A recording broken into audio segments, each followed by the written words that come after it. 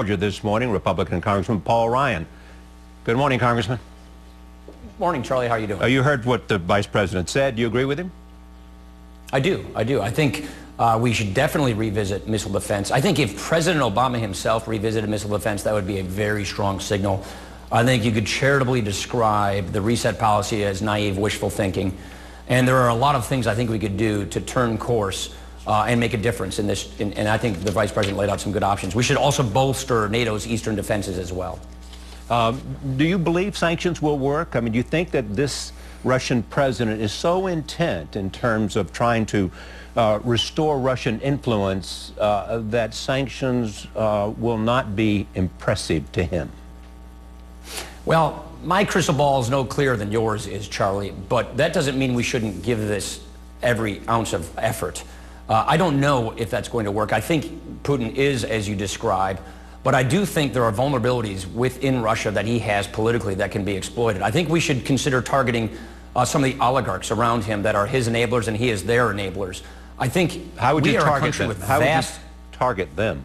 Well, I think you target their ability to travel. You target their international reserves. You target their holdings overseas that are illicitly gained through this kleptocracy of the Russian economy. One more point I'd say.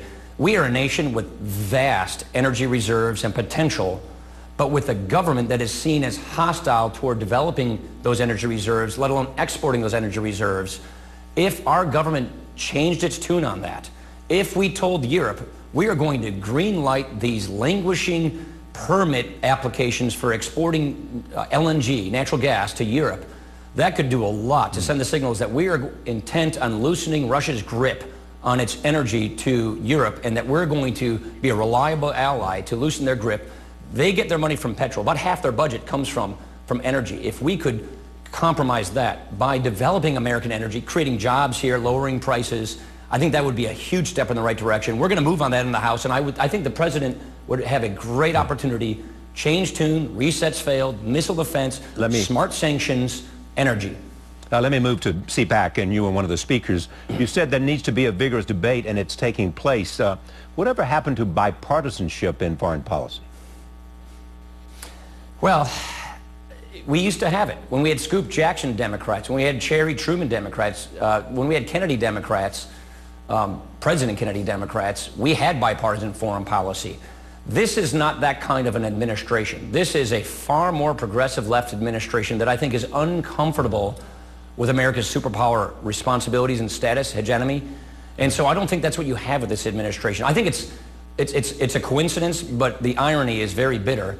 The week that Vladimir Putin invades Russia, the president brings a budget to Congress cutting our military deeply.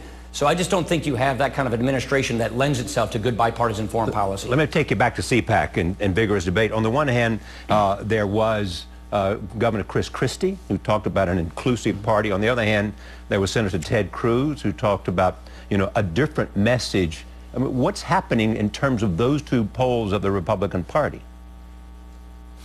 They're within a big tent. That was my point at my speech in the Republican Party. We are not having disagreements with each other on principles or even policies. The disagreements that have occurred have been really over tactics. And so I think we should all put it in perspective. I call it the battle of ideas. It's creative tension. And I don't think there's really this vast civil war in the Republican Party that, like many on the left, like suggest there is. I think we're a party with a vibrant debate, adding ideas, solving problems, and I think we're going to be okay. There's no better place to participate in a debate than to be a presidential candidate, as you know, because you've been a vice presidential nominee. So therefore, the question is, if you look at Iowa in a straw poll, 67% of the people said they want you to run for president. Do you want to run for president? Well, I'm a friendly next-door neighbor in Wisconsin, so yes. What I think I ought to do is focus on my job here in Congress.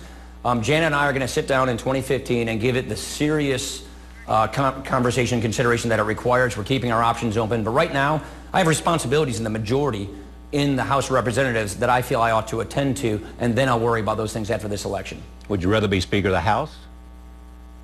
No, I've already kind of ruled that one out. I think there are other places that I'd rather be than that. John Boehner's doing a fine job. Look, I know he's controversial, but he's doing a very, very good job. Thank you very much, Congressman Paul Ryan. We'll be back in a moment.